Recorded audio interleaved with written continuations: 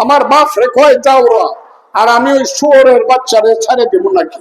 বাংলাদেশ নাই মানে তো আমি যাওরা। 5 দিন বললো জামাতের আমির শফিকুর রহমান, 5 দিন বললো শিবিরের নেতারা বাংলাদেশ নাই মানে তো আমি যাওরা। আমি তো জারজ। দেখা গেল রাজাকার রাখু বুঝছে, আরে রাজাকারের বাচ্চারা, আরে রাজাকারের বাচ্চারা, আরে রাজাকারের বাচ্চারা। ওই হারামজাদারা বলা শুরু করলো এই দেশ নাকি স্বাধীন হয়, এই দেশের নাম নাকি বাংলাদেশ না, এই দেশের নাম নাকি পাকিস্তান, ইন্ডিয়া ষড়যন্ত্র করে বাংলাদেশ করছে।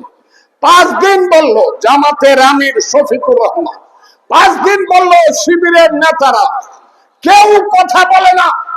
আমার দল বিএনপি মনে হলো চুপ করে গেছে।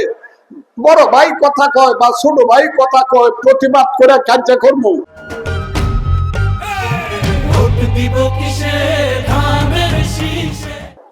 আমি মনে করলাম আরে আমার মা রে কয় আমার মা না, আমার বাপ রে কয় যাওরা, আর আমি ওই শুয়োরের বাচ্চারে ছেড়ে দিব নাকি?